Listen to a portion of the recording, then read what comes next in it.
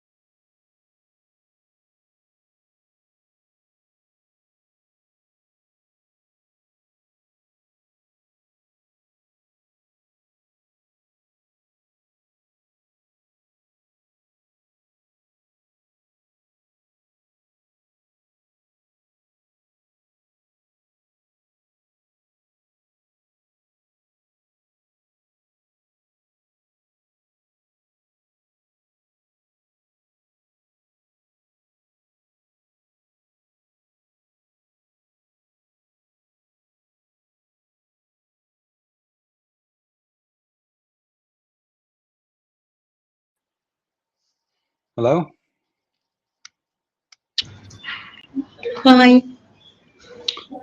So we would like to have an interactive sessions here. So can you just give access to some people like the macro so they can ask their questions and we can answer them?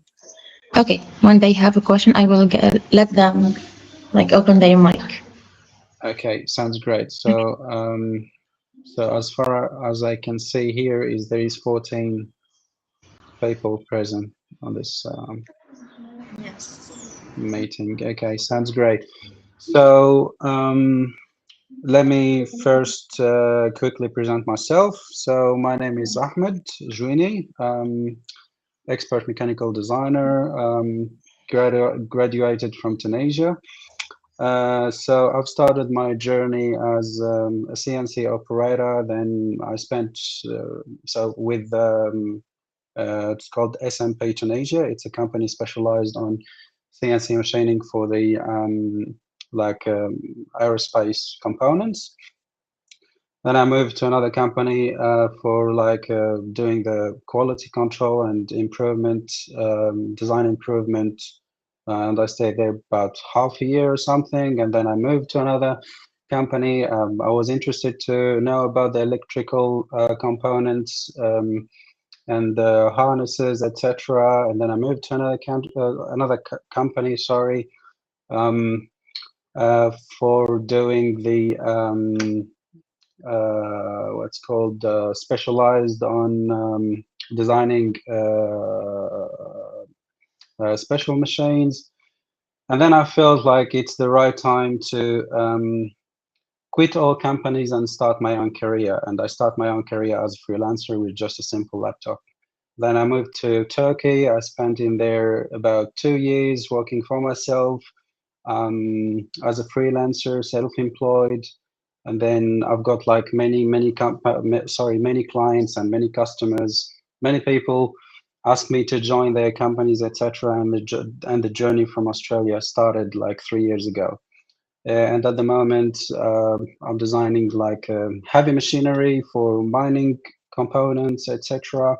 So yeah, and then Yasmin asked me to run this workshop today, and obviously it's going to be interactive workshop. We need everybody to ask questions about anything related to CAD design, um, like their careers, anything they want.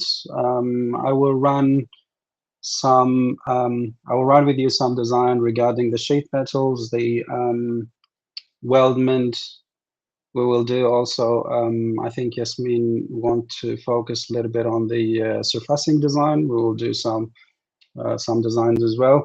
But the most important thing is we want this session to be interactive. So we want everybody to ask questions, all right? And I'm here um, to answer them basically. It's not going to be like a training. I don't know what you guys level, but I will answer to any questions. If someone wants me to design something to show the tips and tricks, I will be happy to help. Okay? Okay, thank you so much. But I have something to say before we dive in. Okay. So first of all, I want to thank you personally for accepting our invitation. Like we know you were the right person for this webinar, and the fact that you took the time to be here with us today, that generally mean a lot to me and to everyone here in the community. So I really thank you. We have with us today someone whose work honestly speaks for itself.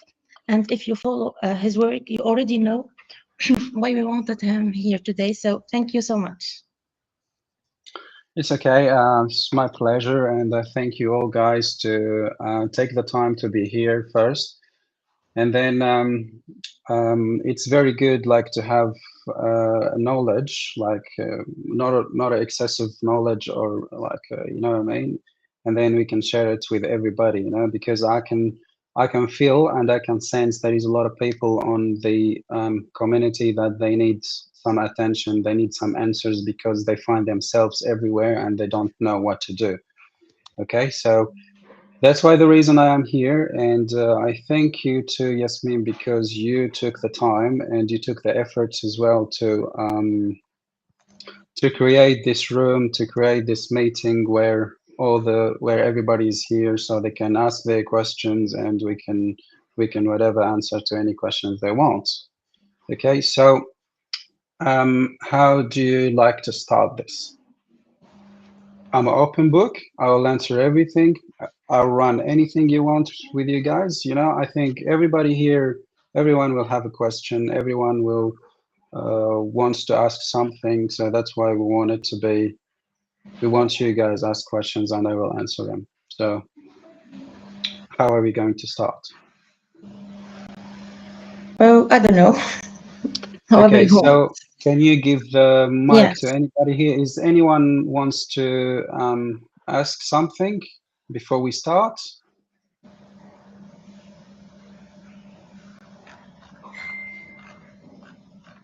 Don't be shy, guys. You have to ask your questions, okay? Even if you speak Arabic or French, no problem. We can translate your question, and I will answer in English, so everybody here can uh, can understand and get benefits. So I approve. Okay, we have like Togologo, I think this name, or I don't know. Tokologo. Yes. Hello.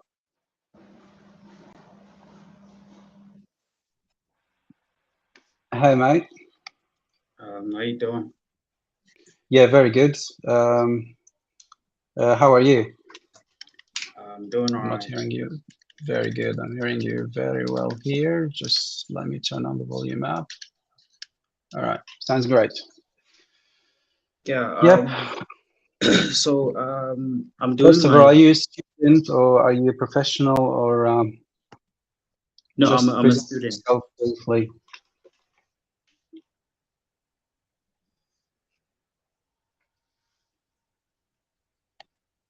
Hello. Yes, I can hear you. Are you a student or professional or what? I'm a student. Mm-hmm. Yeah. So what do you study?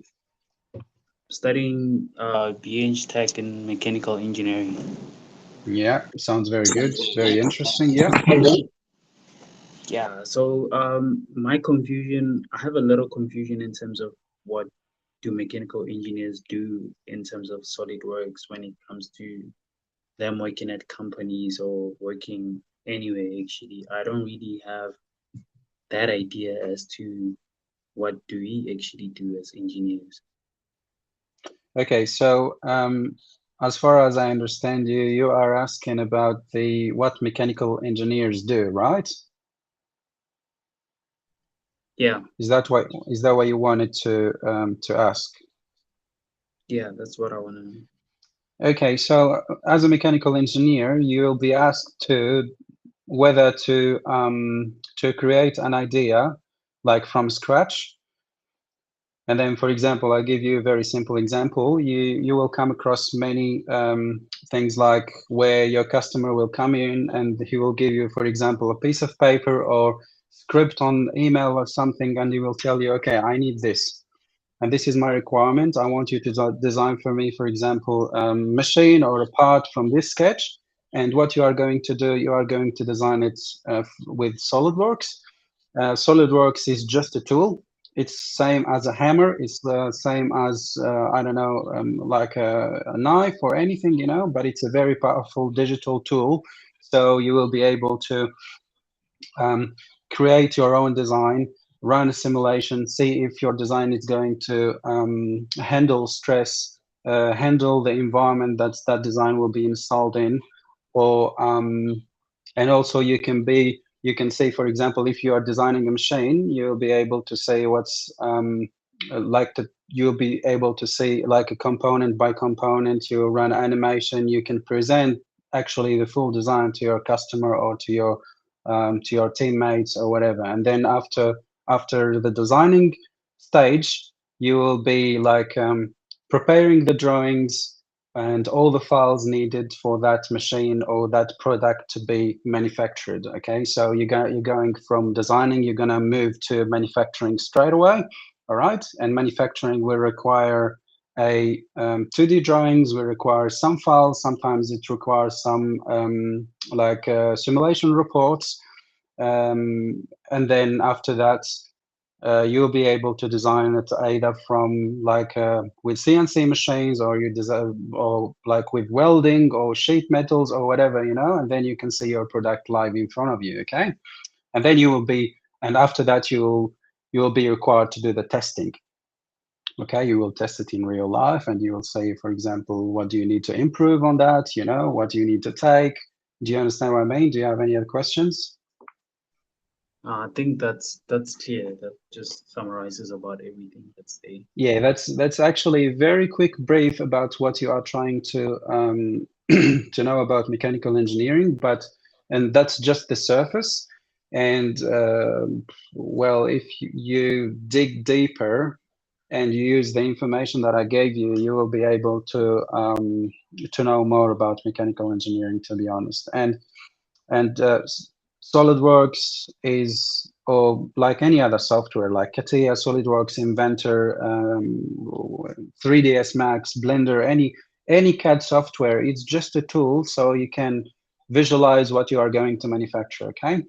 It's a tool as well to present your idea to the market, to show what do I have to, you know what I mean? Like if you want to design this mouse, if you want to basically create this mouse, you'll start with sketching, then you'll design it in SolidWorks or whatever, and then you'll present it to the market and you'll say, hey, this is my product, this is what I'm selling, and you give, for example, many points about your design, describe it, or, you know.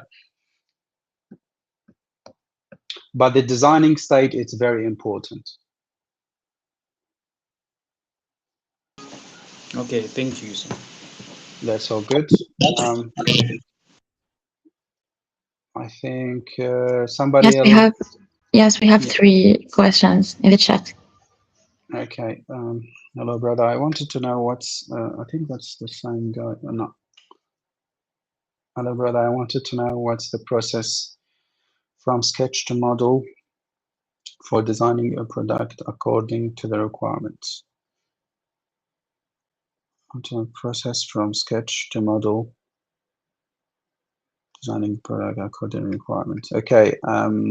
Abdullah Anas Khan, do you have your mic on?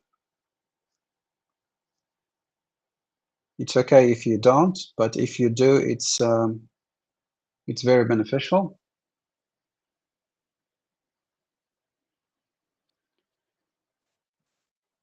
Hey, brother, how you going?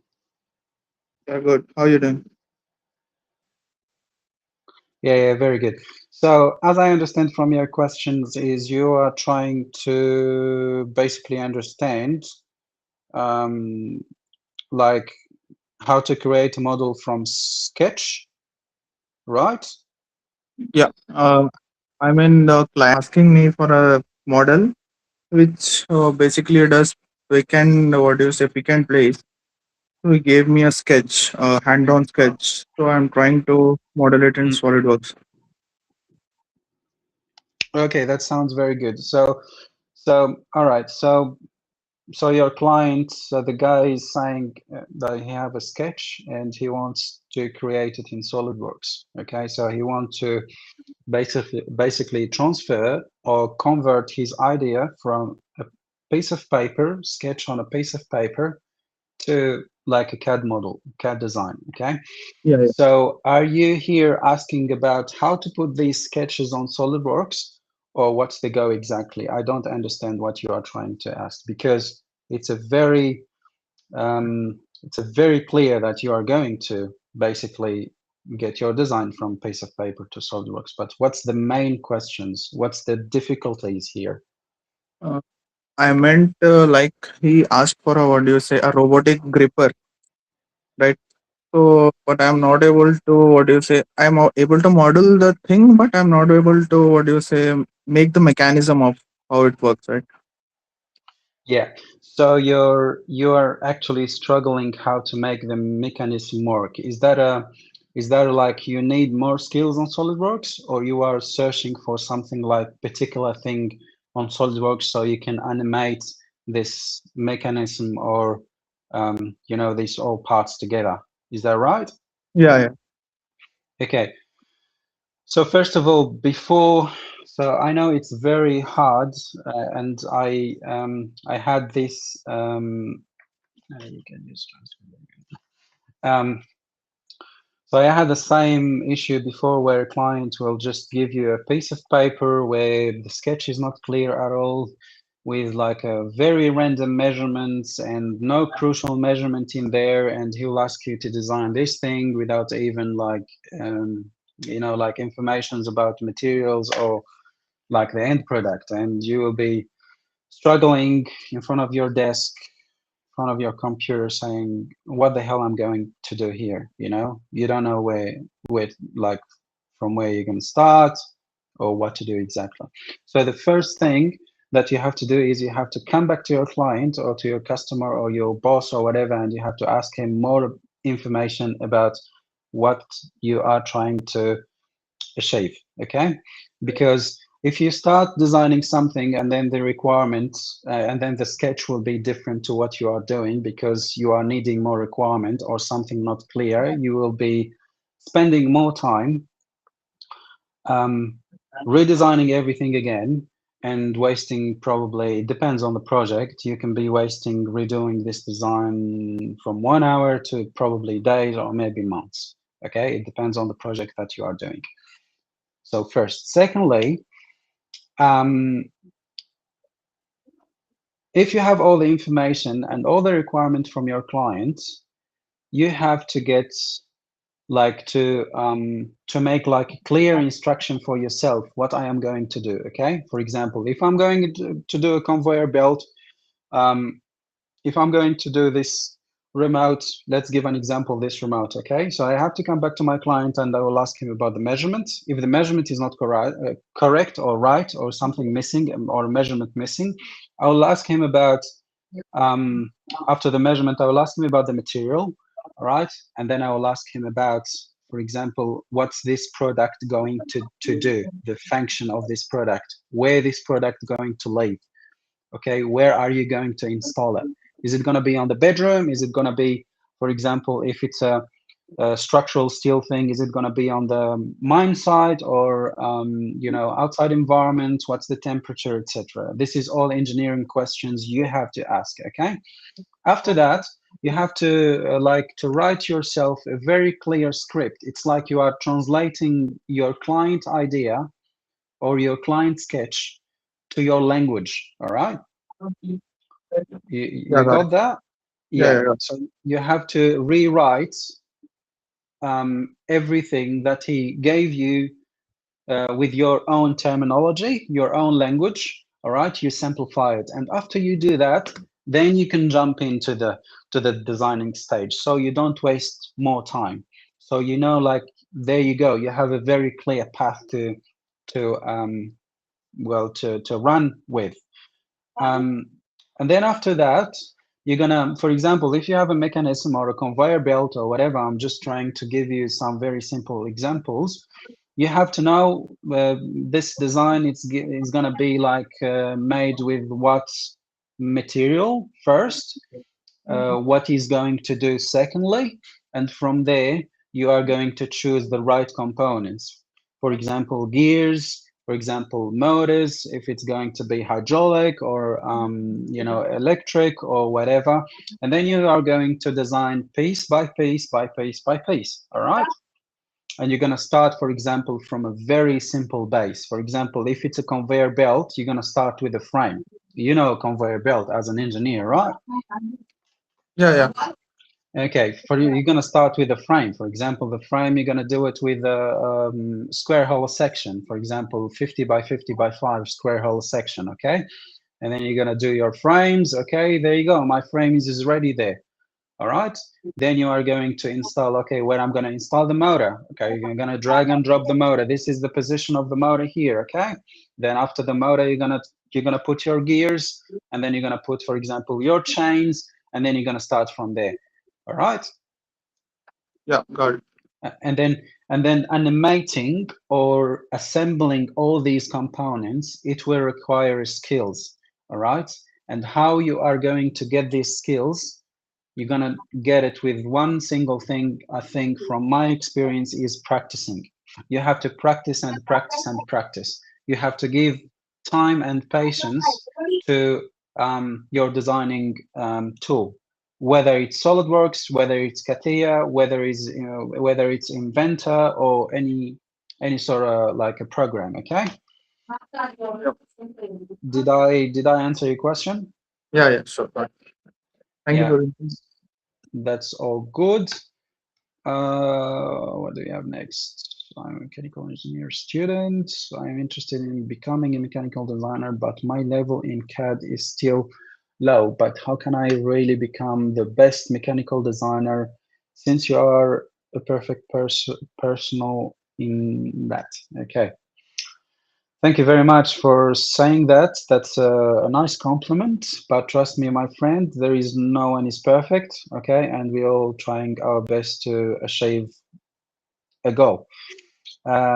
Secondly, I think I did mention it previously to our friend Abdullah, to be literally in a very good level in a CAD designs, or if you want to be the best mechanical designer, you have to practice, brother. You know what I mean? You have to practice and practice and practice. Okay. If even, I think you must give about 2 hours per day designing and creating anything from scratch on SolidWorks or any other software you want to use. For example, if you are, I'll share with you a very quick example. When I was beginner, I actually sit on my office and think that, okay, what I'm going to do to give me a strategy how to practice. Yeah, I'll tell you just a second. So so I sit on my office and I will think, okay, I had the same, I had the same goal, same as you, brother. Okay, so I wanted to be in a perfect level. I want to be an expert. I want to be, the best. So what I'm going to do? So I sit on my office and I will just look around for any object. Okay, so anybody here in this meeting, we've got 14 beautiful person here. So anybody here, if you look around of you, you will see objects, okay? And these objects is made with like a geometrical shape. I don't know, any sort of object. This bottle here, this remote, this mouse, anything. All right, grab it and start thinking how to design it. All right. And if you don't know how to design it, if you don't know how to design this mouse, it's okay. That's no problem. Anybody in this world didn't born like knows everything. Okay, we literally get the skills by practicing. So you go to YouTube and start, asking just on the search bar how to design a mouse. All right, and then you open your YouTube video from here and your SolidWorks from here, or the CAD software that you want to use, and then you gotta start like following command by command what that person doing to achieve that form or to achieve that face or to achieve whatever you want to you like to achieve. Do you understand? The other thing is, other than like following like YouTube channel and things like that, you have to like rely on yourself with starting with a very simple object. For example, designing hexagons, designing this form here, designing for very simple part, doesn't require any crazy surfacing modeling or something, and then you got to jump up stage by stage. In my opinion, you have to start with a sketch. You need to know everything about the sketch. You need to know all the commands, of sketching, because that's your base. Then you're going to go from, okay, sketching to functioning, how these functions going to work from this sketch. all right? And then you're going to say, what's this function doing? If you don't know what's that function doing, you have to Google it, all right? And you have to make some research, and you'll say, okay, how the loft, for example, SolidWorks loft works, all right? And you will say that there is some videos or some, like informations. The internet is full of bloody informations, but you will see like huge people talking about the function that you are searching for, and then you're going to follow, and then you're going to understand it. Okay, so that's how you're going to build skill. Build it bit by bit, and then when you feel that you are actually know everything about, like, you master the CAD software, you master SolidWorks, or you master Blender, or you master anything like any CAD software, then you are going to, here we go. This is a mouse. I'm going to design it. Okay, design a mouse. What are you going to do with the design? Don't leave it on your computer, okay? Just share it with your network. Share it with your friends. Make a Facebook page, make an Instagram page, make a LinkedIn page or profile or whatever. Do a website. It's fine, okay? And just put all your designs there. There will be millions of people who's actually waiting or needing that design or need your service. You have to show the world who you are. You have to show the world what's your skill, what you are capable to do. So whatever you design with your perfect skill, when you become the buddy, so you have to just share it, okay? The way I am here, because I've shared all my designs, I've shared my experience with hundreds of people, okay? And I've got clients, I've got customers, I've got like people like you, students are interested to ask questions, etc. So there you go. Here is the answer, and I hope you answered your question, okay? So where are we at? Firas, is everything good? Did you understand the strategy?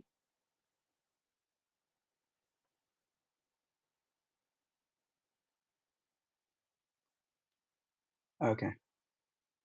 Yes. Okay. Cool. Beautiful.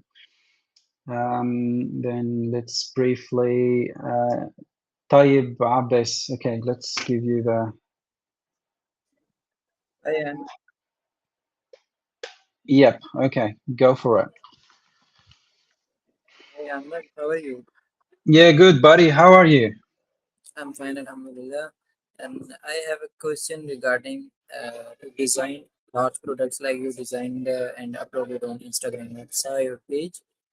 That's very great. I'm literally stunned by seeing how you design such a product. So I want to know how can I design such products Okay, without sorry, dimensions? Tayyib, sorry for interrupting, brother. Can you please just get the mic close to your mouth so I can hear you very well and I Okay, can wait, understand your question clearly, please? wait, I can change my mic. And I have a question regarding how to design products without any dimensions. Like if I have design in my mind, but I don't have dimensions, so how can I do this? Okay, that's very easy when you get the experience. Okay, so when I think about it, it's very easy for me. Okay, but I understand that for like a beginner or something like same as you're gonna struggle to develop that idea, you know, to basically a 3D design or a product in front of you. Okay, so Yes. buddy, you have to think about what's your design going to do and what is special about your design. Okay, so if you don't mind, can you share with me the idea so I can literally answer you the question and maybe develop it with you? Yes, I worked on a recycling plant, paper recycling plant. Basically, I designed shredder and pulper and such type of components which required for recycling, and then making a product by using recycled paper.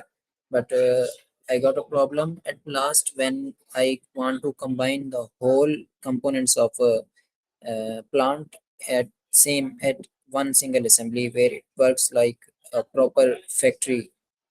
But there I got a problem. I can connect with them.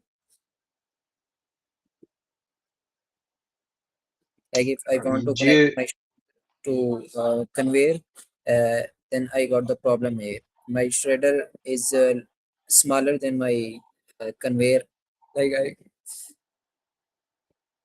All right, let's. I think because due to your mic, I think issues I couldn't not understand that like hear clearly what you just said, but what you wanted basically at the start is how to like create an idea from scratch.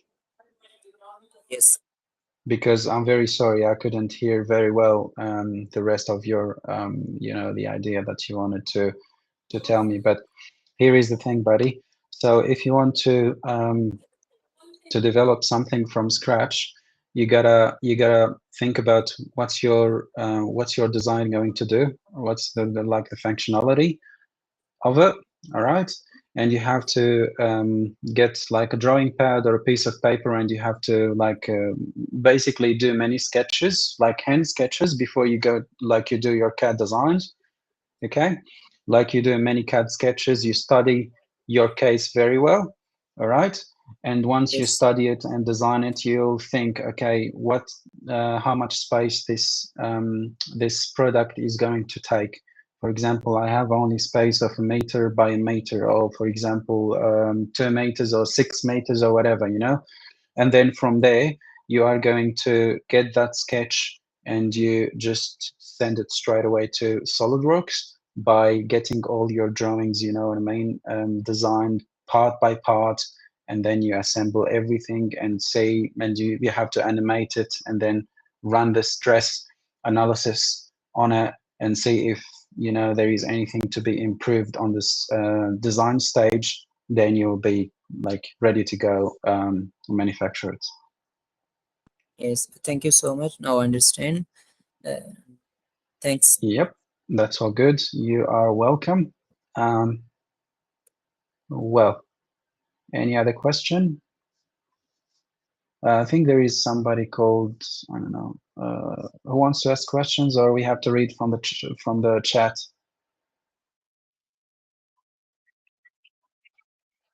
Okay, let's start with 3D.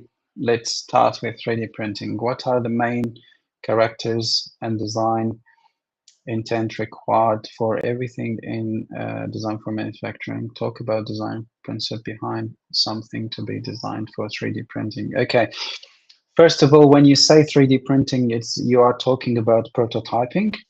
Okay, and also there is some people who use their 3D printing now in 2026 to use it, for example, on machines, etc. It's not just prototyping. So 3D printing is a process for prototyping products or ideas on your mind. It is very cheap to run. The material is very cheap as well, so you can get all your idea together 3D printed before you literally design your, for example, manufacture your parts with CNC machines or aluminium. Okay, so I give you an example. So so I've got this remote here again. Okay, I'll get this remote as an example. All right, this remote here is made of aluminium backing frame. So for me, as a designer or idea creator, instead of me going to take this design straight away to CNC machining so they can do all the aluminium, I rather take the file and go 3D print it and see if the code is going to work together. So I prototype it first before I take it to the CNC machine and do the manufacturing. Because prototyping with 3D printing is very cheap. Even nowadays, it's very cheap as well. And you can save a lot of costs, and you can see a lot of troubles and problems when you 3D print the product before you spend more time and whatever, spend more money with going towards injection molding, manufacturing, or CNC machining, or whatever the process you are going to use. You know what I mean? Because I think a machine and some material that's going to cost you, for example, $50 or something, it's going to save you like a process of manufacturing that's going to cost you, for example, $12,000 or $20,000, because CNC machining this in a serial production will cost you like thousands of dollars, let's say $10,000. Or injection molding, for example, the plastic parts that's going at the front here, it's going to cost you as well some $1,000 as well. Okay, so 3D print the whole design, the whole remote here, the whole product, gonna save you heaps of time and money. So you can see the shape, the geometry of your product before you pay a lot of money and before you sign the contract for a serial production. And there is ways to do the 3D printing. I don't know if you want to have any ideas about the machines or the slices, like the programs that convert the 3D design to G code so you can print them. Do you want anything? Do you want to know anything about those, like programs or machines?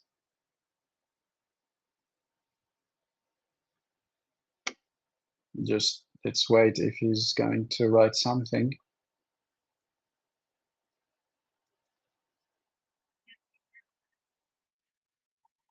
Yeah, share the programs. Okay, so if you are, so mainly I use two machines. One machine is called FlashForge 5M Pro, and the other machine called Bamboo Lab H2D. So it's two different companies, FlashForge and Bamboo Lab. Okay, so FlashForge use Orca. It's called Orca Slicer. I will give you the name now. Orca Slicer for FlashForge machine. So Orca is the programming software that can turn your 3D design to a G code, so the machine can do it, because the machine will not understand what you have exactly on your design. Your design have to be converted to G code, and that G code comes from the Orca Slicer, which is the program that does all the programming for you. Okay, just if you Edwin, if you write down the what I just wrote down for you on YouTube or Google, you will understand very well, and you will see more information about that. Okay, and there is another one. It's called, which is a great company and does have a very good machines, called Bamboo Lab. So Bamboo Lab H2D. So that's the machine. So this machine, how can I share my screen there? So it's got to be something down the bottom. Yeah, share my screen. Oopsies. Righty. Okay, window. Just share this one. Share. So if you see here my screen, well, this is the machine. It's called Bamboo Lab H2D. I know it's a little bit expensive, but there is many like a cheaper option, like the FlashForge 5M Pro. So just give me a second. What's called Bamboo Lab Orca Slicer FlashForge.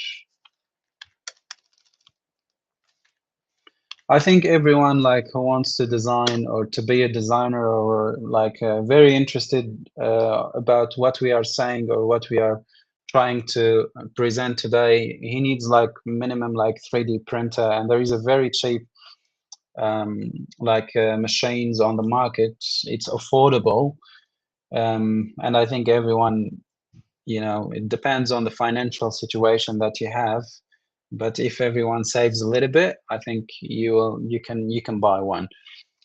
So that's called FlashForge 5M Pro. So there is this one here. Well, this one is about, well, $600, $500 US. So this 3D printer is very good. I use it personally. It's very fast and it can print for you like the design in excessive speed, and the quality is so good. And as I said, the FlashForge, this is the 5M Pro. It uses the this slicer. It's called Orca slicer. Let's use this one here. You can download it from there, and I will give you a very quick. This is how it looks like. So basically, you put your 3D model there, and then you can you know, slice it. You can choose what material you are going to use, etc. Now, just 1 second. No, cancel, don't leave.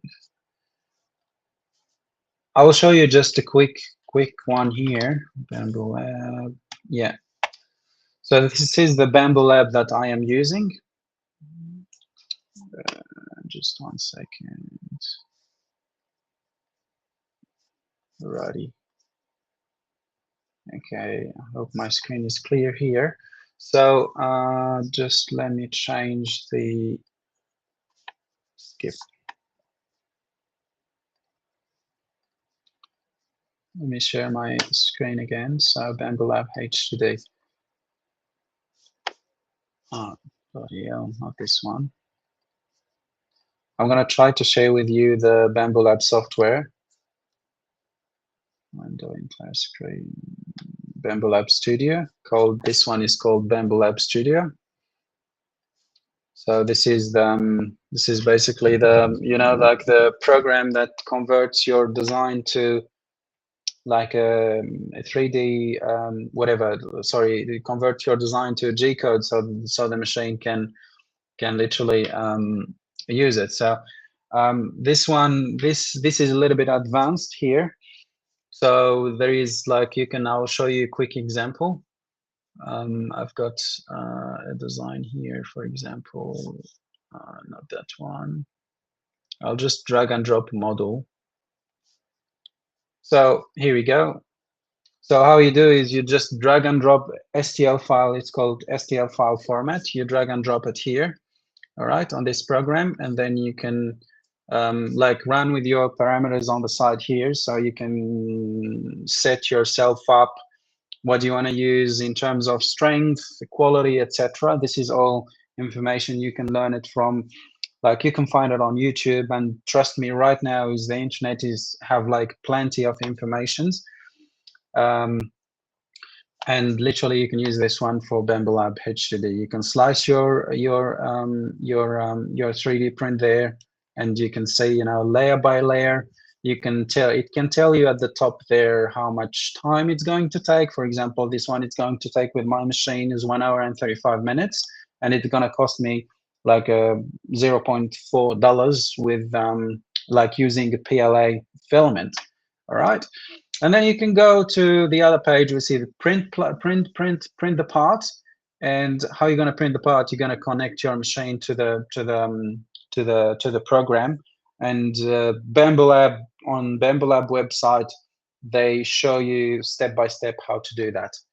All right, and trust me, guys, for every one of you, you need a 3D printer on your bedroom, same as you have a TV, or same as you have a computer. Okay. If you have a computer, you need to have a 3D printer.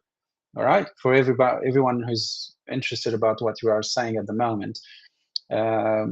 So whatever, just save and get it. That's as simple as that. So I hope I am clear regarding the that question. Let me read more. So that 3D printing strategy, Firas, we answered his question. Alessandro, okay, sorry for the long message in advance. Good afternoon. So first time mechatronic engineer students. As part of my project, I'll be working on the next year. Okay, we're requiring to make an industrial product. To be clear on what an industrial product is, simple as making a PC mouse, a literal washing machine. To be fair, they did give us a library of choice, but it is going to be full on competition with other flow engineering students. Okay, from other classes and department to make. على السعداوي تونسي هذا.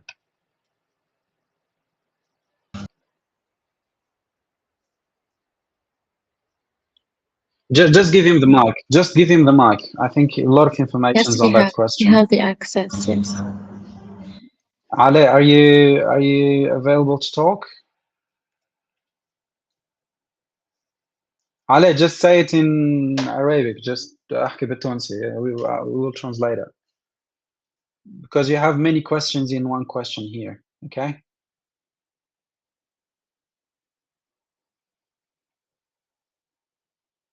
Let's give him a little bit of time to set his mic up.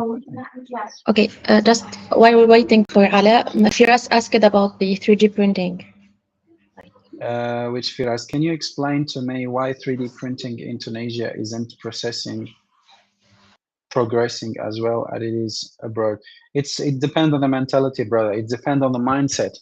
Okay, so if because for example in Australia here they use the 3D printed parts, they use it on machines, they use it on trucks, they use it on cars, they use it on anything, because they believe that 3D printing is a efficient process to like to manufacture something, you know what I mean? So you can prototype with it, or even you can install it on a functioning machine or a functioning car or whatever.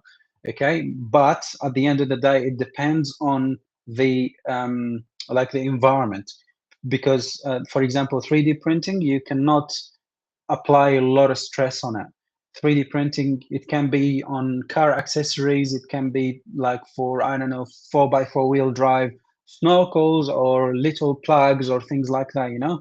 And nowadays, because I think in Tunisia, they don't know and they don't believe on 3D printing because they don't know how that industry is advanced nowadays. And, you know, like, it's honestly, man, there is like every single month now I can see like a different filament and a different material that can resist for, I don't know, 60 or even like 70 degrees Celsius, you know?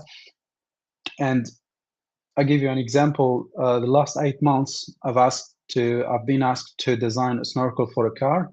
Okay, it's a part to just for the air intake for a car, and the customer is saying that you have to be careful that this part, it will be like on the cold, like the temperature can reach -5 and it can reach like 50.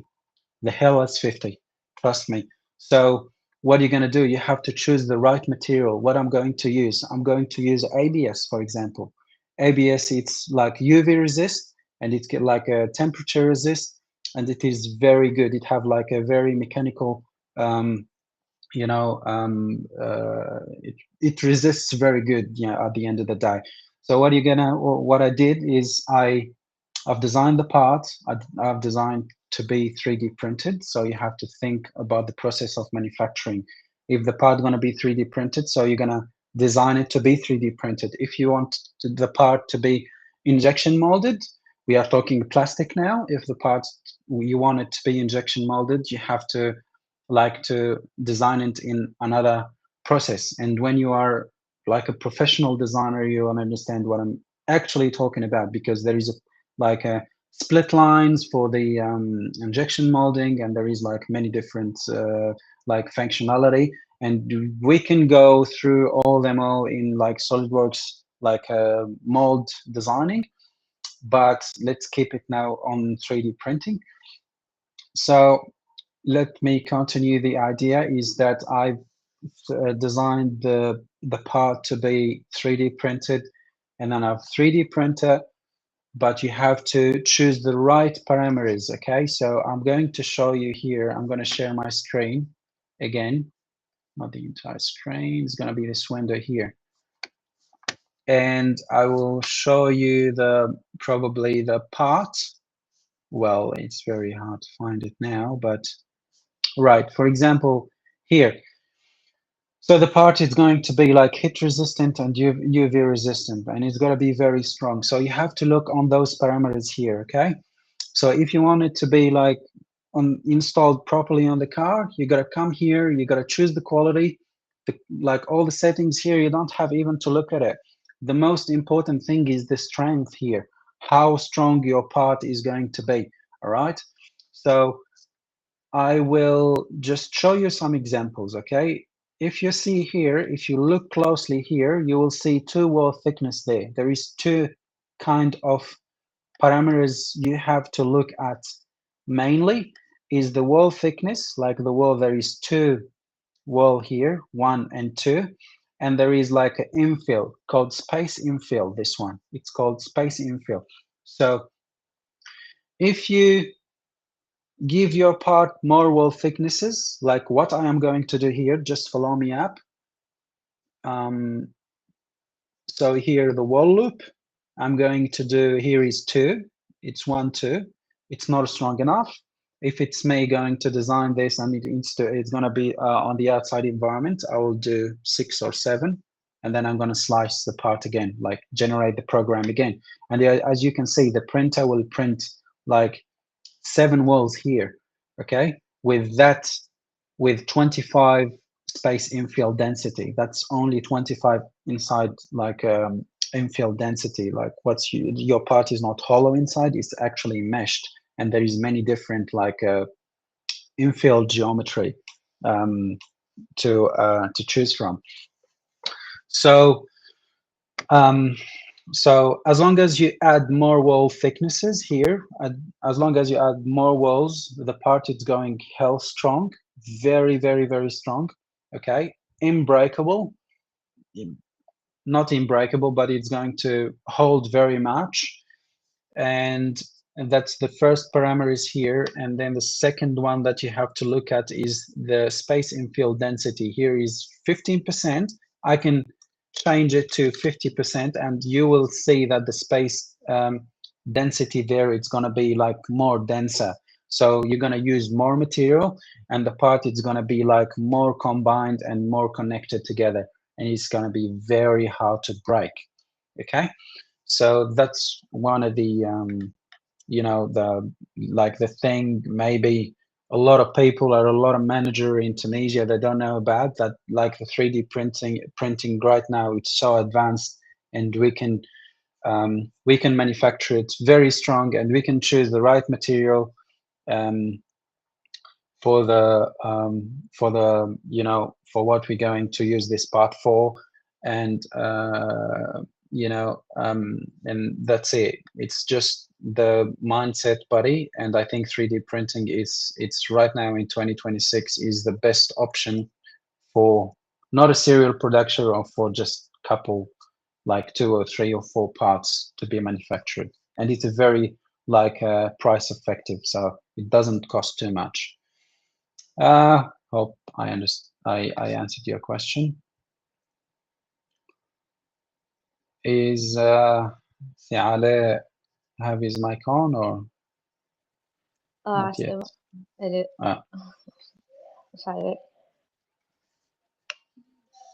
Siale, اسمع فيا أنا آلاء ومش علاء. أنا just put اسمي بالانجلي دونك تقلط عليه. oh sorry.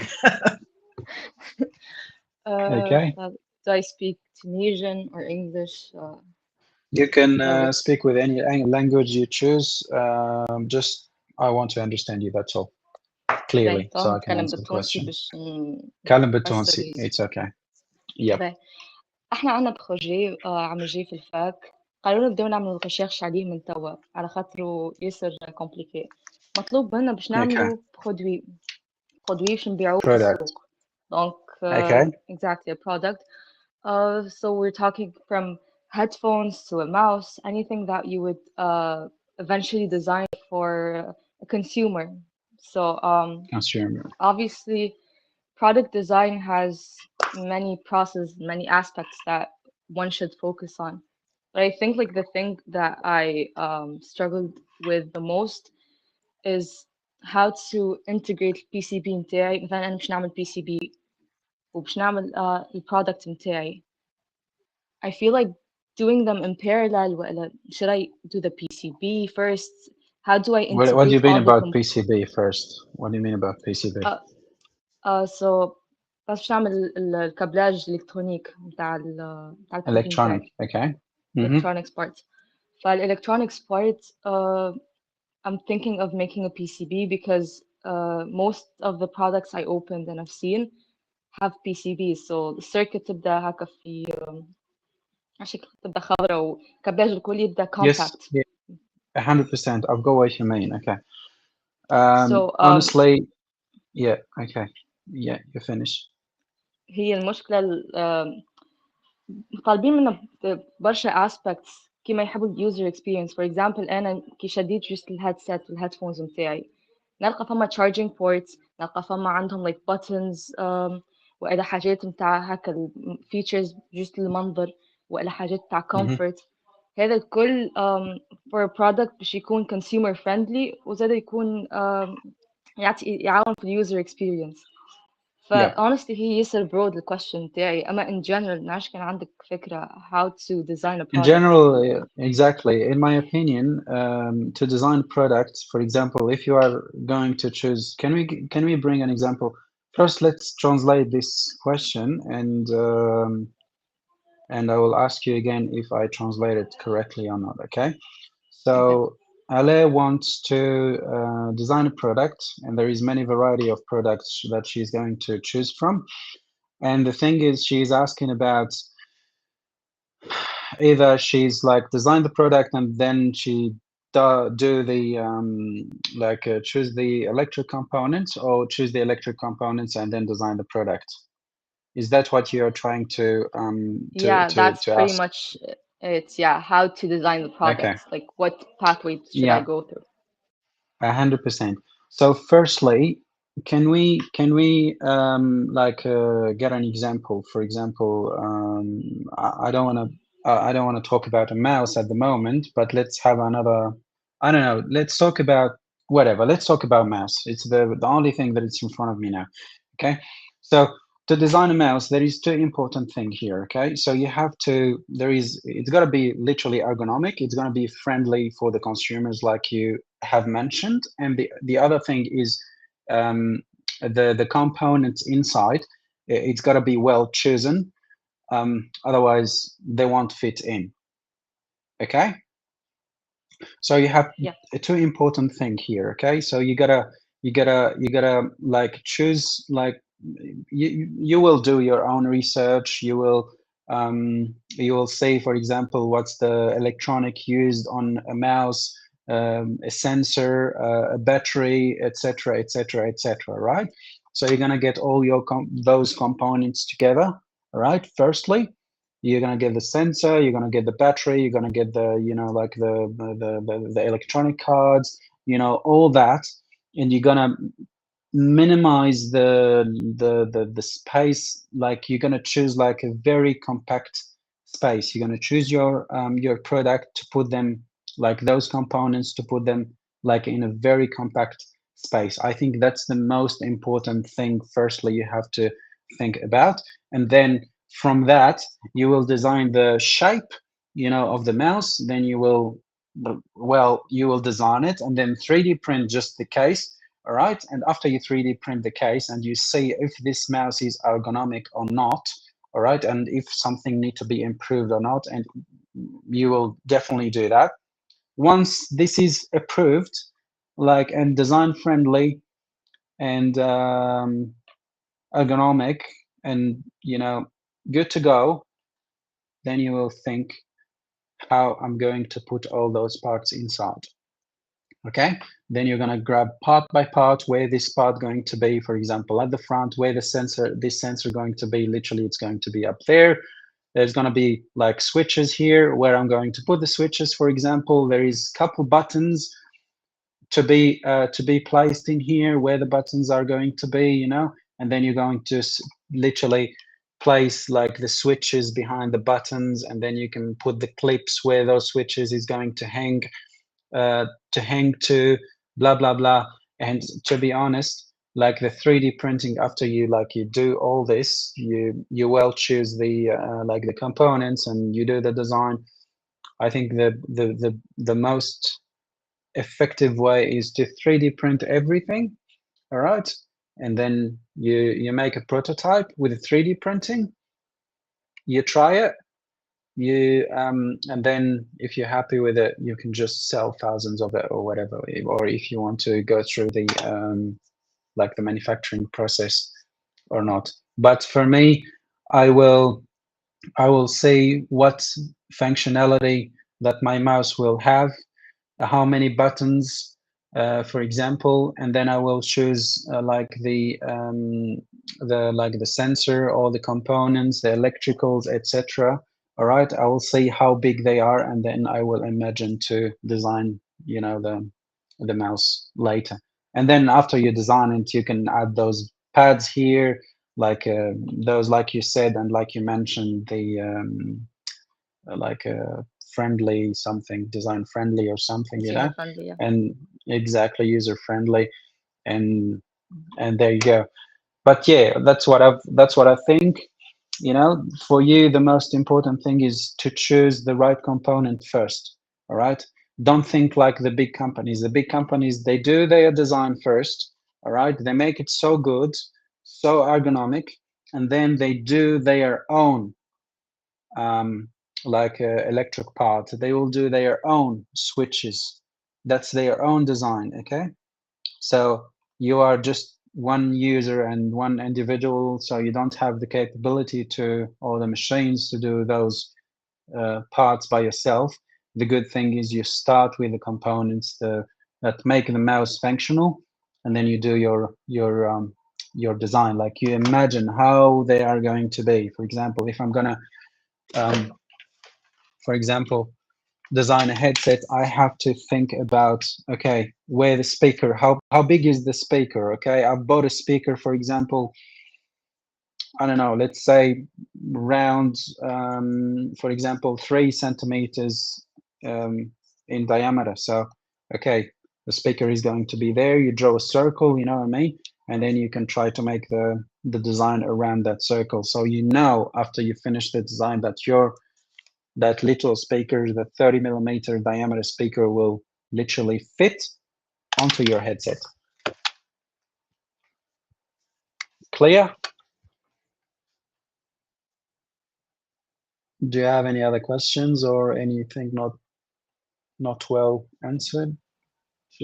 Honestly, it's just the last part that you mentioned, which is the manufacturing process. So eventually, I'm gonna get it to 3D printing, and I will be Yeah. 3D printing it on my own.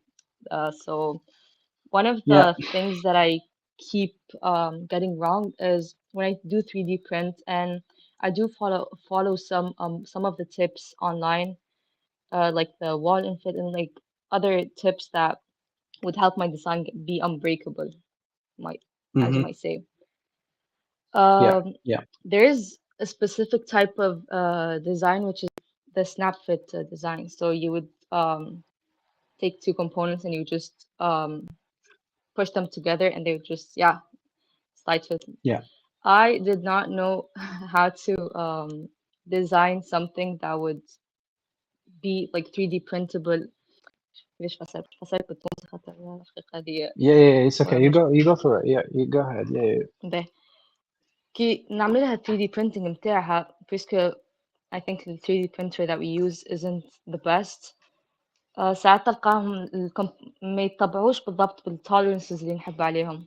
Donc ما تكون snap fit, it does not even fit anymore. So I don't know if you Yeah. have an idea how Yes. to design something that will help me avoid like Yeah. tolerances problems. Yeah.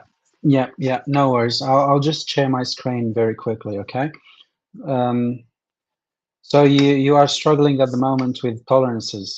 Is that what you Yeah, literally? Yeah. that's pretty much it. Yeah. Okay. Yeah. So here, do you see SolidWorks here? I think my screen is Yeah, it's sure. yeah, it's shared. Okay. So I'm gonna have a very very easy and quick shape here to show you. Okay. For example, you want to put like two. There is like a sleeve and a cylinder. Okay. They're gonna go into each other, and you want them like press fit. When you press them together, they're gonna be there. All right. So I'm going to show you the right tolerances, how you're going to achieve that. And if you want to put, for example, I don't know, something, it's not going to be snap fit, but with a little bit of tolerances and a gap inside, because 3D printing, it's always, they shrink, okay? They're always smaller. Not always, it depends on the material, to be honest, but they're always like different with 0.25 millimeter, okay? For example, if I have, so let's say this one is, so let's say that is 20 millimeter, and I'm going to, so let's just quick example here, 3 mil.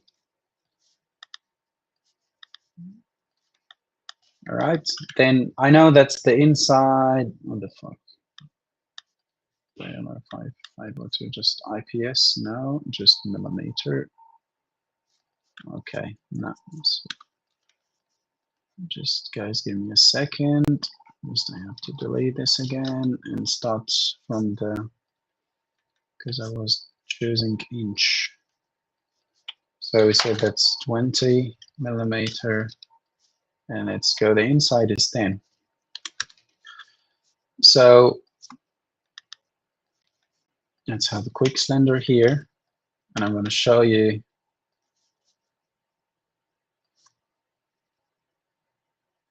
Let's have a male part that is going to go inside that, and what actually clearance I have to put in there. All right, so imagine, so we've got this one is 10 inside, okay? So the male part that is going to go inside there, so I've got 10. If you want that to be snug fit on 3D printing, okay, you have to do this. Probably the diameter of this sleeve, sorry, of this male part, it's going probably 0. plus 10 plus 0.35, and I will tell you why. So it's going to be 10.35, 10.35, 10.35. So that's going to be snug fit. You're going to press it in hardly, and it's going to stay there. It's not going to move out. All right. So why I've chosen a 10.35? Because 0. Where is the note here? Just give me a second. Markup, yeah. So I've got 10.35. I've got, like, that's the diameter of the sleeve. The inside diameter of the sleeve is 10, and 3.5, it's like, it is two measurement, okay? There is a 0.25, which is the shrinkage of the material. Literally, the male part is going to be smaller, and there is 0.15, which is the interference fit, which is like that material is going to interfere with the other plastic on the inside to make the interference and to lock in. All right, so if you want to get it like blindly, you have to say always that, okay, my material, like this outside diameter, it's going to shrink in, it's going to be smaller, 0.25 minimum. It depends on your printer and depends on the material. All right, and you have to account everything from your design. Okay, if I want this to be like smooth, just go in and out smooth, you have to put, for example, that have to be 9 point, so we have 0.25, we can say 9.65, and that's how much, and that's got to be smaller than that, and they will go together, you know, easily. And if you go to the side view, you will see the clearance there, because it's not interference fit. So in general, you have to design things for what you are going to do. If you want to manufacture on 3D printing, like I mentioned before, you have to design for 3D printing. If you want to do like injection molding, you have to design for injection molding.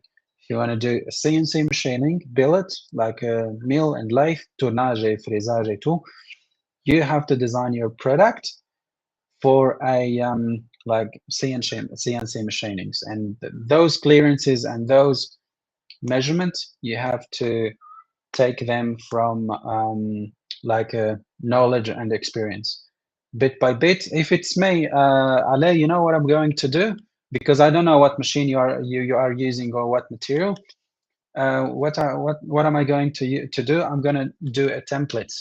All right, I'm going to test. I'm going to do a small ring like that, and I'm going to do a shaft like what I did here. Okay, and I will try to test the fit, and I will see what tolerances is going to be the best for the application. If it's going to be press fit, or it's going to be like a normal fit, or whatever you want to do. You know, is that clear?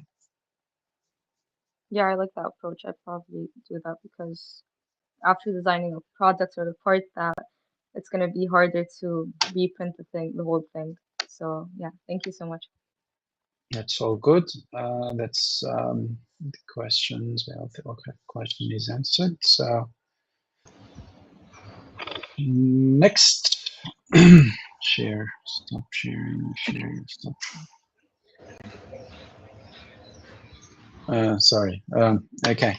Next, after Ada, we go yes. Or slice of flash forge. You can explain 3D printing. Just all right. Ahsen. My challenge is sizing. How can I ensure my CAD modeling will be reasonable in the reality? The dimension from sketch. Yeah, that's why you have this thing, bro. I hope I have it here or somewhere. Just give me a second.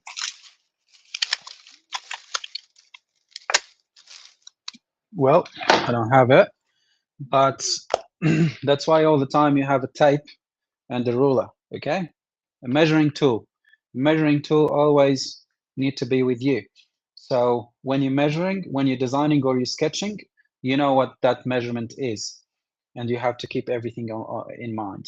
And you have to be like reasonable about your product. If it's a mouse, it's going to be this size. See, this size, sorry. It's going to be like smaller than the hand a little bit to be able to produce it.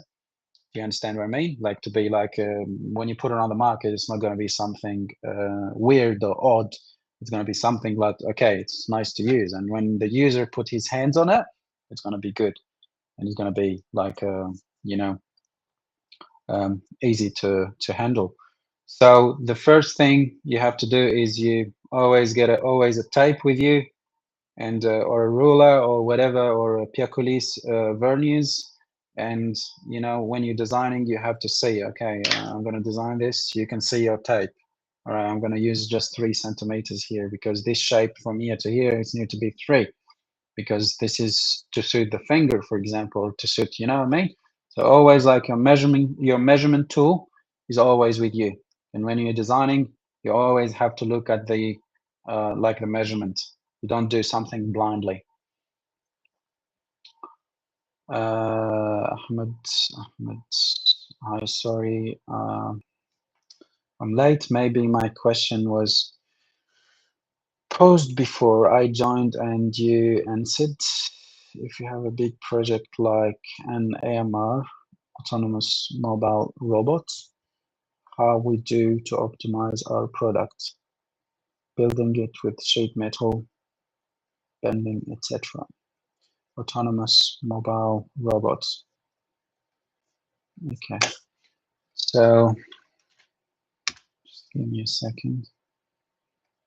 All right, I'll get what you mean. Just one moment.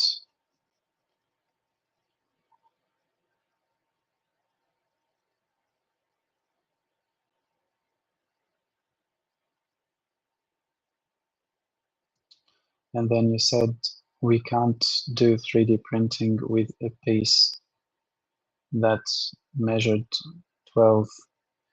Correct, but I will tell you what, there is machines right now who can they can print parts with like that dimension, because the bed size is too like bigger than 12 1200 millimeter, like meter and 1.2 meters. And sometimes also it depends on the part and depends on the design. If you have a part this big and you want a 3D printer, you can split it in many in many small pieces, and you can create like what Ale did mention before, the snap fit. All right, and you can put flanges and you can bolt them together. Okay, so you can literally you can 3D print them with big machines or small machines, but you change your design so you can put them all together easily. And it depends on the part, it depends on the project. Maybe with that measurement 1.2 meters, you can use another thing. You can use sheet metal, or you can use do it by, I don't know, like you can use another different manufacturing solution. It depends on the project, as I told you. If you tell me what you are going to shave, I'll tell you what's the best. And then, yeah, you can do actually the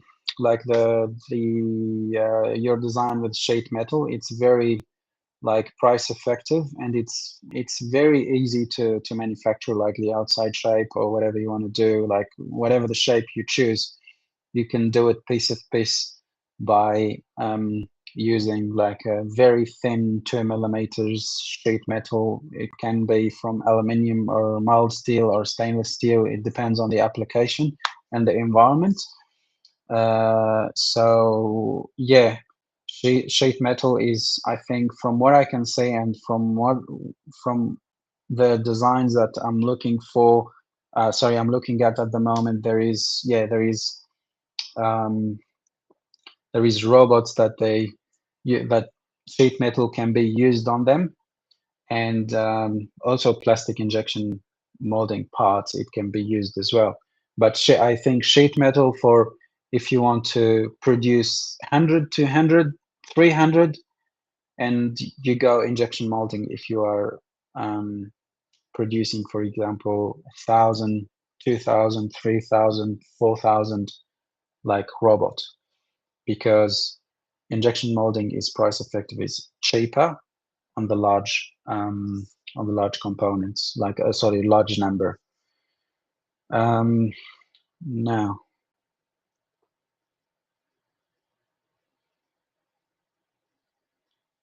the printing, okay, in Jamumal, we can do, if you print a volume, allow us, our institution have one. If that doesn't permit, then we can divide the print accordingly to your. Yep, correct. That's the dudes. It's called Injamumal. Sorry if I pronounced your name incorrectly, but he did mention that on the. Just I'm reading the chat, so you guys can. But it still costs a lot to prove the assembly and optimize. So yeah, so same as them. So Ahmed, always you have to think that 3D printing 90% or whatever, like in some countries or regions, 3D printing is still for prototyping. So whatever you are trying to print in 1.2 meters long, it is just for prototyping, you know. And also, I will say it depends on your project, it depends on your application and the functionality, and the shape and the geometry, because some shape and some geometry, they can be done with sheet metal, which is very easy to do, and very you can cut and bend and weld in shorter time than trying to redesign everything and 3D printer, which is 1.2 meters, is going to be I reckon take days to print. But if the shape can suit like bending with sheet metal, etc., it is you do it well, like with sheet metal. Okay. Oh, sorry, I don't have a microphone. Desktop is it. I'm currently studying for a master in mechatronics and recently earned my CSWA. Congrats, bro.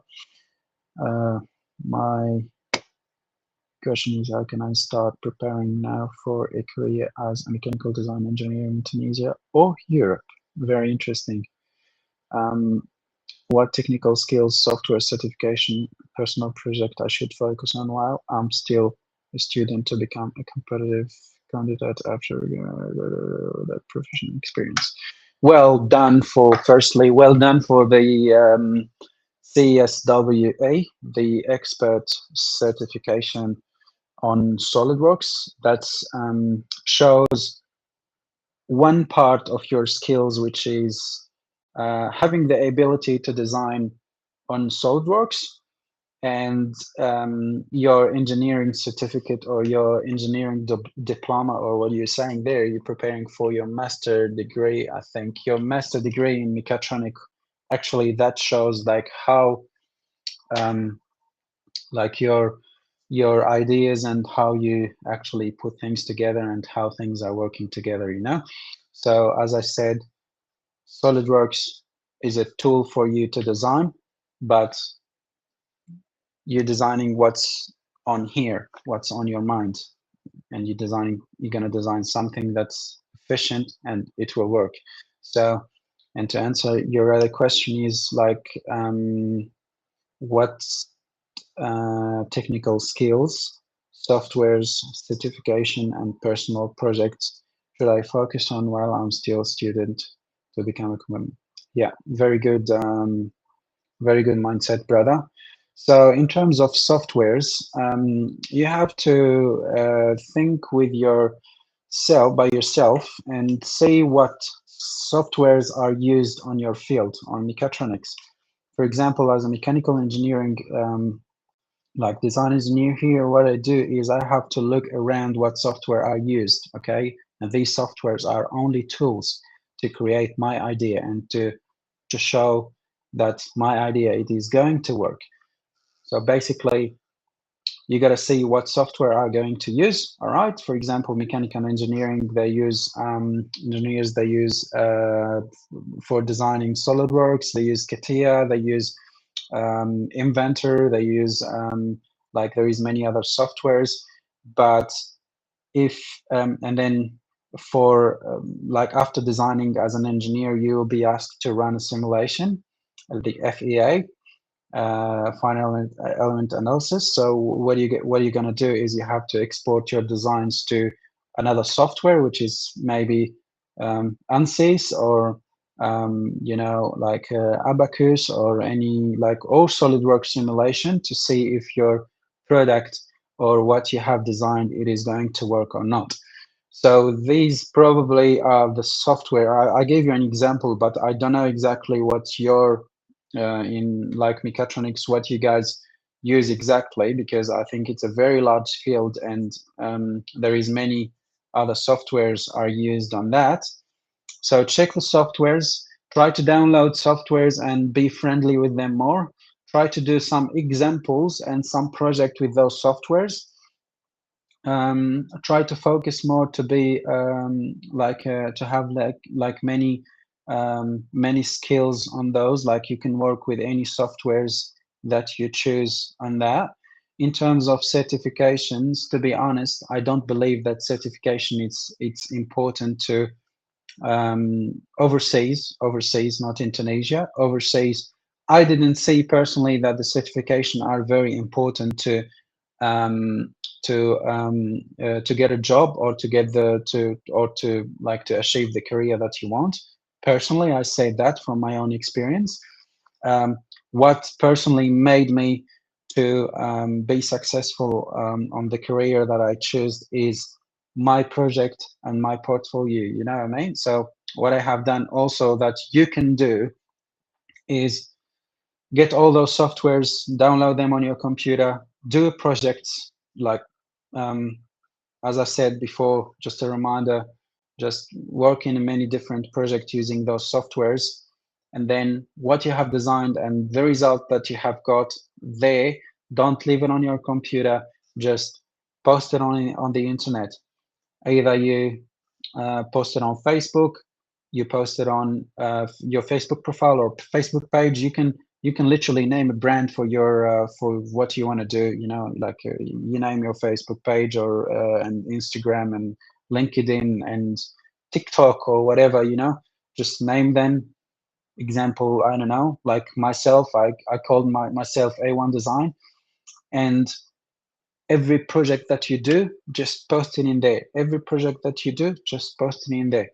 All right, and share your posts with groups, like and you will see on those groups that there is very big number of people that they're interested to on your skills, that they want to share experience with you, that they you know, want to know you more. Because when you build that community and you talk to people with the same field uh, that you choose, you will be like more and more and more successful, because you can't do that whole thing and you won't be successful by yourself. You need to have that community with you, and don't be just in Tunisia. Don't just stop yourself in Tunisia. You have to be like worldwide, you know. um, just connect to people from everywhere in the world, share your designs, share your experience, you know. Don't be shy to put your face on the camera and post your videos, you know, everywhere on the internet. Okay.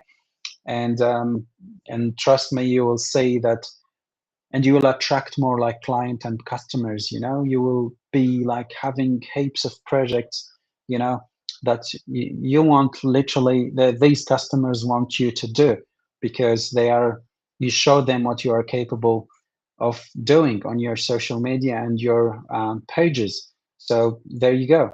You just do that, and I wish you the best luck. And for Europe, and let me be clear with you, you said for Europe. Um, for Europe, what you gotta do is, yes, you have the CSWE, which is a good thing. I think it just strengthens your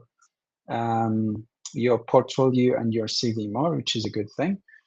And just um, get some experiences in some companies in Tunisia on mechatronics. So you can write down that you have 2 years experience or 4 years experience or 3 years experience, because that will help. Because the employer that is going to employ you, you need to know that you have minimum of understanding of what you are actually capable to do. And the most important thing before this whole thing is the language. Whether you are aiming to, I don't know, to improve yourself in English if you are not, or in French if you are not, or in Spanish or whatever. But in my opinion, the first language that you have to focus on is English. And that's, I think, the only thing that you have to do and you have to master before doing or thinking about all these here. And I wish you the good luck, to be honest. Yeah, it's good mindset, good thinking, brother. So that's Hamza. Hamza, if everything is clear and I answered your question, you can write it down the bottom and thumbs up. For some 3D printed pieces, it is better to just design and print the essential part, like the junction parts, and assemble it with the rest of the pieces that will be either purchased, yeah, or made by another manufacturer process. Yeah, correct. To both reduce the cost and the risk and the tolerance flow. Yeah, correct. Yeah, that's a very good method as well. You can actually do that.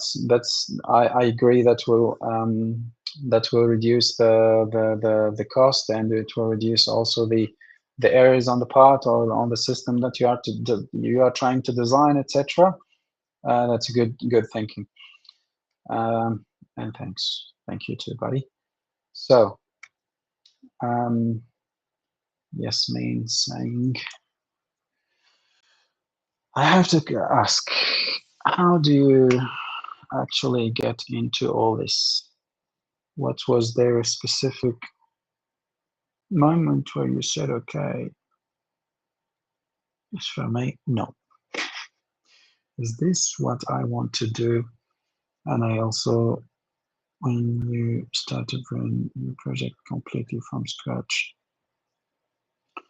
that's like what's only funny how handle it. That's a very deep question, to be honest, and that's a very good thinking, Yasmin. So first of all, I never thought myself to be like to go into the mechanical engineering and mechanical design. To be honest, I was like a scientist. Like I studied science before, and I've got my bachelor in science. And then when I went to the university, like my mates and stuff, because of the mindset before, it's so we were actually chasing money, not chasing dreams. And we don't know actually that when you chase your dreams, the money will come automatically. So I went and study mechanical engineering. Okay, so and then I failed the first year because I felt that's not the right thing for me. All right, but I kept pushing because I wanted to succeed. I wanted to have something to rely on, something that's clear for me, so I can literally like something solid I can put on my hands and then just go, right? Something that gonna make a very good future to me. So then I went to another university to work to study there, and I didn't surrender. I said, okay, so I know that mechanical engineering is not for me, but can I like benefit from this? I don't have the time to study again, but let me create a passion here. Okay, so what I am passionate about. So I stayed with myself, and I was thinking and thinking and thinking, and then like a brain fart like comes and said, all right, here is the thing. You are passionate with the computers. Okay, you want to be in front of computers too much. You addicted to computers. And on mechanical engineering, you can be a designer, and designer can work always with computer. Engineer, he will create his work with computer. All right. And then his work will be like in a real life. And when I've studied that and I said, oh, I can do something from computer and I can just create something from like um, real life from that, that's absolutely insane. That's amazing. And that's what got me actually deep onto that field. That's why I like mechanical engineering. And then I start, okay, here's my computer. I like my computer. I want to be in front of my computer and I want to design now. Okay. And literally, I was like designing for hours and hours and hours and hours and hours without stop. Even Saturday and Sunday, like I have a job from Monday to Friday, and Saturday and Sunday I said to myself, this is my days. Okay, this is where I'm going to um, to give time for myself and invest on myself and be the person who I want to be. I just go outside, grab a coffee, and sit down, put the headphones on my ears, put my favorite playlist, and then I start thinking, like I said and mentioned before. All right, what's around of me now? All right, I have a mouse here. I'm gonna design a mouse today. I design the mouse, and after I design the mouse, I render it. I do some beautiful rendering and everything. So I post the design from SolidWorks the first day, and the rendering I posted the second day. And I not only post my design, I share it across all the groups on the Facebook. And then when I start sharing my, like my designs everywhere on Facebook, Instagram, etc., people literally got so interested about what I'm doing, and they start like contacting me. Firstly, people from university, from all around the world, to be honest, and then after that, customers. And my English at that stage wasn't good. I was literally I can't literally speak to words like so like I was so shit. Then I said, okay, how I'm gonna upgrade from here? I went and studied English, and I paid literally money to study, and then I study English. I've got my certificates, and then I've literally didn't stop. like create models, create everything, and then post it on the internet, and then client came to me, hey, can you design this thing for me? All right, because they saw the designs on Facebook. All right, yeah, I can do it. What's the price? $15. $15 in Tunisia was like, before was like, I don't know, 40 dinar or something, which is pretty good. 5 years ago, I can do it in only 10 minutes, but he can pay me like $15 for it. You know, on the company that I'm working for, they don't pay that much. They pay per hour probably 6 dinar or something, which is $1. Then I start thinking, oh, what the hell? This is, you know, they're paying me, for example, per month, let's say $400 per month or $300 per month, where I can get the $300 or the $400 working for myself, doing what I like from my home in just only 4 hours or 6 hours, guys. Trust me. I know Tunisia, sometimes it's a little bit like closed with payments and you cannot get payments from overseas, etc. But there is ways, okay? And if you want to know the ways, just contact me personally. I'll show you. But the freelance market at the moment is so full of clients who wants their design to be done. And from there, from the, like, when you get a customer, just get his design first, like do the first and the second and the third design and look after that first client, and then everything will be good. All right, then you will get, like, he will pay you and you'll post those designs if they are not confidential, and then more people will come. As long as you are posting things on the internet, more people will come, more people will contact you, more clients will be interested on what you are doing. And that's probably the key where I am now. I just been very active on the social media. When I design even sketch, I just post it. Don't leave it. You don't have to leave it on your computer. Don't say, oh, this is my work, they will steal it from me. Trust me, buddy, they won't steal it, because there is people who are smarter than me, smarter than you guys, smarter than everyone. Okay, you think today that you invented something, but when you go, you have the thought that, okay, I'm going to Google it and see if there is anybody who did this. You will see that yes, the ideas have been done and someone done it, and already, you know, I mean, manufacturing is working. So whatever, what I'm saying is, don't keep your designs for yourself. Just post it on the internet, and when you post it on the internet and you get like you get like connects from outside the country, from abroad, that's the best thing. From that, you are actually good to go, and those people will invite you to their countries. You will make communities, you will make clients, and you will travel. That's where your start point is going to be. Do a good profile, post your designs, and don't leave it on your computer. I think that's the first part of your question. How do you handle it when you...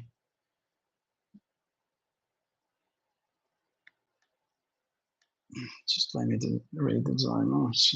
Stop.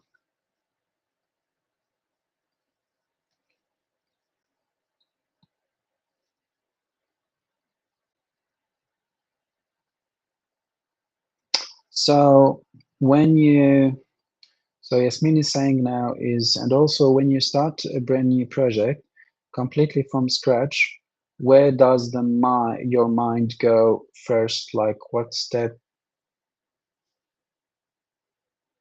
one for you? All right, if I want to design something, I have to think about what's the design going to do.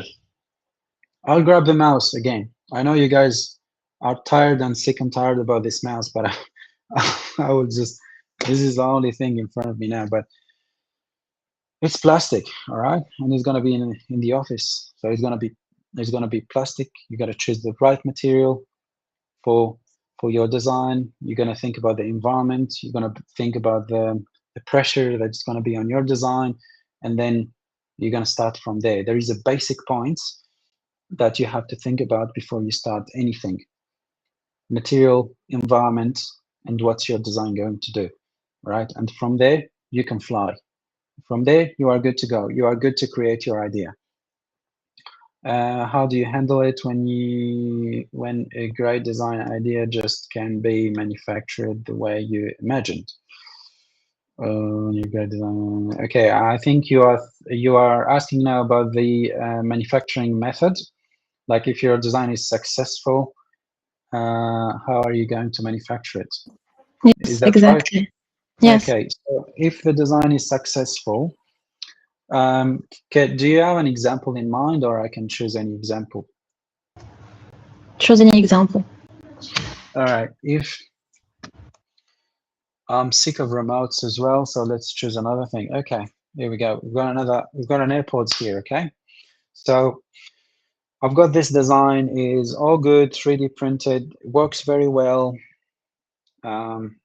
And you know, I think I can, it's gonna be very successful for me to sell it. And I studied the market, and I think I'm gonna sell 5,000 of these, maybe. Then you're gonna think how I'm going to manufacture it. So we spoke about the number, all right? I'm expecting to do 5,000 of this based on the market structure and based on the like the market in general, how many people are going to need this and who are going to buy it, etc. So literally, what I am going to do is see what material this is. I think this is plastic, all right? And to achieve this this plastic like casing, I have to go, which is the only way right now, is you have to go through the injection molding.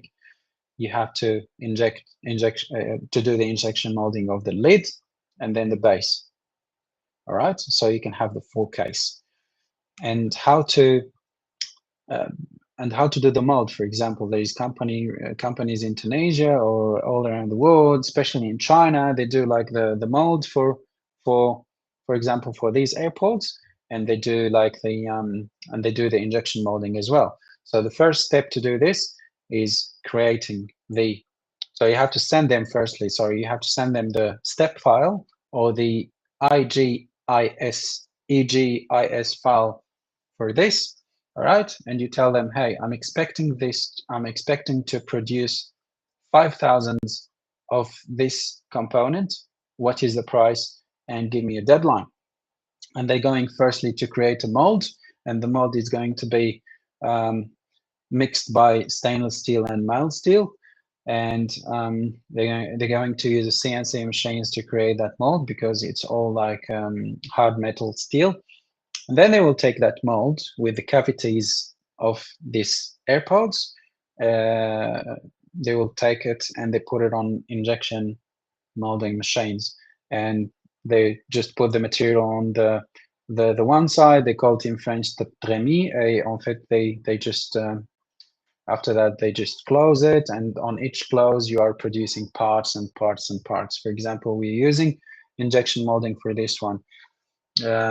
So from a mold, CNC machine mold, you can get a plastic piece like this. There is, for example, if I want to create a desk or something, you can use a sheet metal. All right, you can use a timber that can be put on top. You can use glass that can be put on top. The frame can be done by wood if it's strong enough, or you can use a like a steel frame with SHS or 20 by 20 RHS or something like that. So the material here is very important to choose the right way of manufacturing anything in the world, you know, and any idea you have. So hope I answered the question.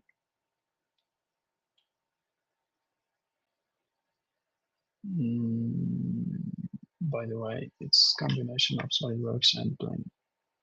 Is a combination of SolidWorks and Blender. More generally, probably not a good idea. In my opinion, Blender can be. You have to think about firstly the ecosystem. All right. If you are using Dassault system, stay in Dassault system. If you want to use Blender, Blender is not for mechanical engineers, and Blender is just for the artist, which is they basically focused on animations and doing design. Yes, they can do design for 3D printing, etc., but it's not for mechanical engineers. If you are good in Blender, you can create your model in Blender and you can import it to SolidWorks, and you have to recreate everything in SolidWorks. So the machine, the CNC machines, or the any other CNC machine can literally like work with it, because all the CAM softwares, they don't use a mesh model like Blender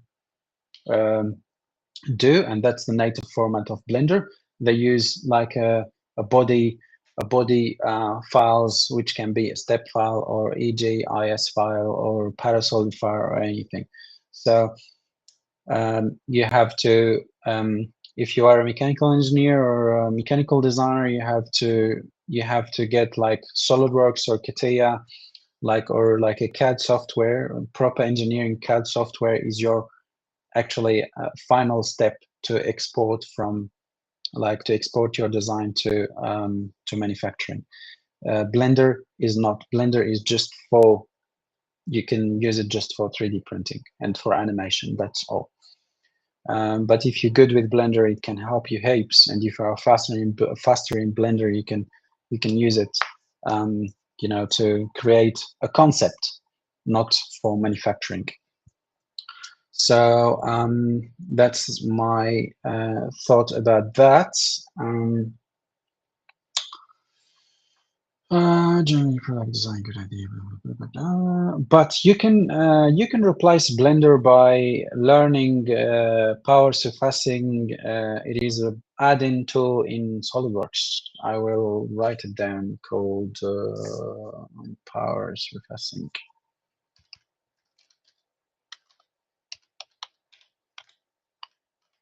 And if you have the money, you can buy it. If you don't, you can crack it, like everybody, every student.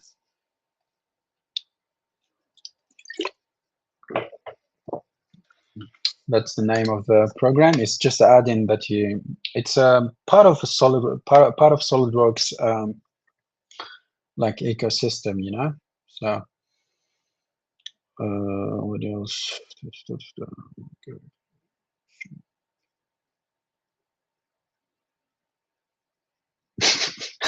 You have a character of gamer. I never thought about that.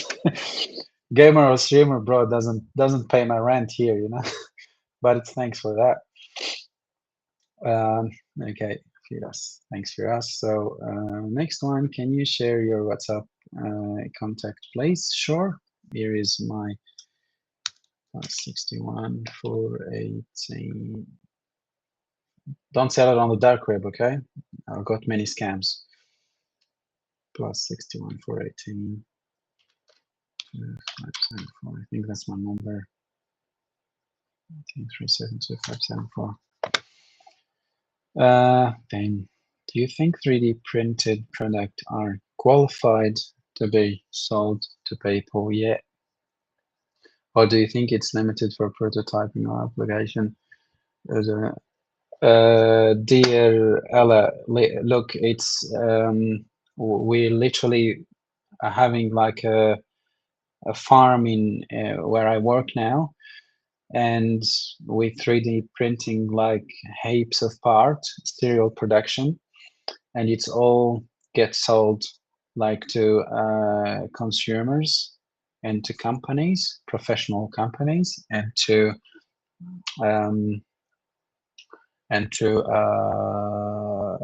what's called like the markets, like the suppliers, etc. That they supply steel parts, etc.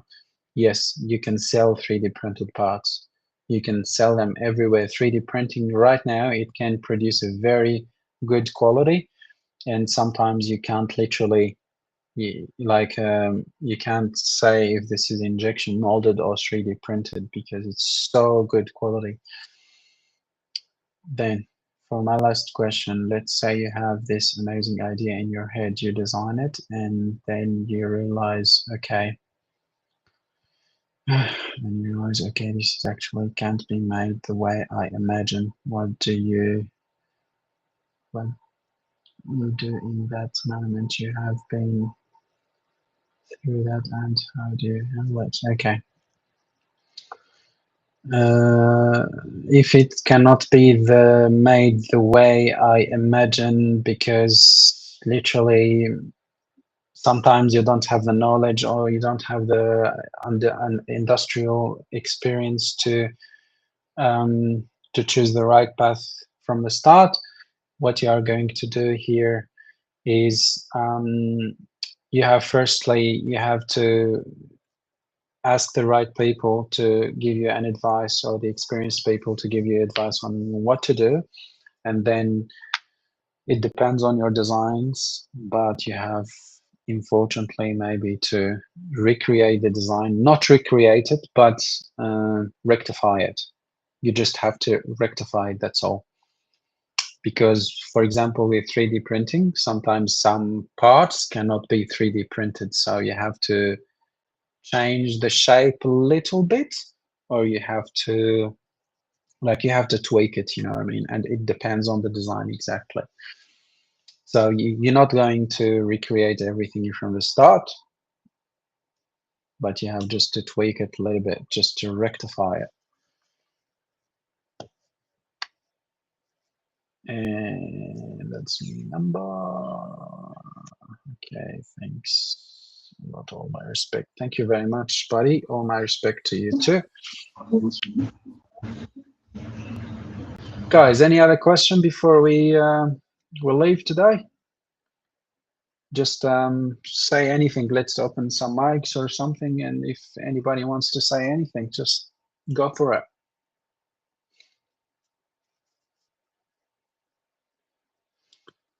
So first of all, I'm very happy to be here today to answer all your questions. It feels really so good for me, so rewarding, like spending these 2 hours with you guys, because as I said, I feel so good and rewarded when I share my own experience with people who seeks informations and have questions to be like answered. Very happy and very glad to meet you all. And as I said, you are guys in your the start of your career. Just want to say something. Just nothing is impossible. Everything is possible by discipline and commitment. And the first thing that you have to do if you want to reach something is you have to change your mindset and think about the circle that you are around. If your circle, what I mean, like the people around of you are not the right people, just fucking change them. Sorry for my French. You have to be sometimes harsh with yourself, like hard with yourself. So if the circle is not around of you is good, you have to change it.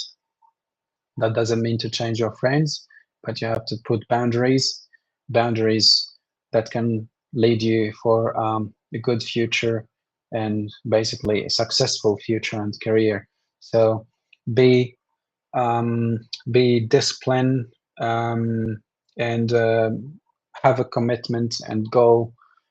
And I hope everyone will reach the goal that he wanted. And I wish the best luck for you all. And thank you guys for. It's okay, Firas. We can do more sessions. We've got Yasmin here. Big thanks for Yasmin for organizing this session. And we definitely, if you contact her again, we will do more of these sessions and we will schedule a good time. Right now here is about 9 p.m. At night, and I reckon in Tunisia, or I don't know what's your time frame there, it is probably 2, which is a good time for you. Yeah, which is I think a good time for you guys, you know, to be present on your on this meetings. So yeah, thank you guys, and yeah, any questions or something? Thanks, Taib, I appreciate it. Any advice on surfacing, please? It's scary, especially when starting. you have to fight your fear, brother, and you have to fail, and you need to have that mindset of I want to fail. You have to go to the thing, and you have to fail on it. That's what you have to do. And I've experienced it, and I think honestly like that. If I'm afraid of something, I'll go and I'll fail, and I'll go again and I'll fail, and I'll go again and I'll fail. Okay, and on every failure, I will understand what's made me fail. I'll think again and think again. And is it skills? Is it do I need more time to practice the surfacing? Do I need to change, for example, how my brain thinks about like starting a surfacing design or something? Because it's all like comes on your logic and how your brain going to process the 3D geometry on the design. You have to create on your brain basically, and then how you're going to translate it to the computer language by touching those commands and those buttons, etc. But don't be afraid, brother. That's Hassan. Yes, he's a brother. So don't be afraid and go for it and practice. Okay, don't be scared. Practice. There is plenty of YouTube channels there. Go through all the surfacing functions and see how they work, and they how the SolidWorks surfacing is literally like the logic of the program itself, and then practice, and everything will be good. Everything will be right. Trust me. Okay, just don't be afraid and fight your fear. That's the only thing that can take you where you want to go. So that's all I want to say, Hassan, to be honest. And yeah, look, right now the internet has plenty of sources, so you can learn and practice. And very good luck to you. Anyone else?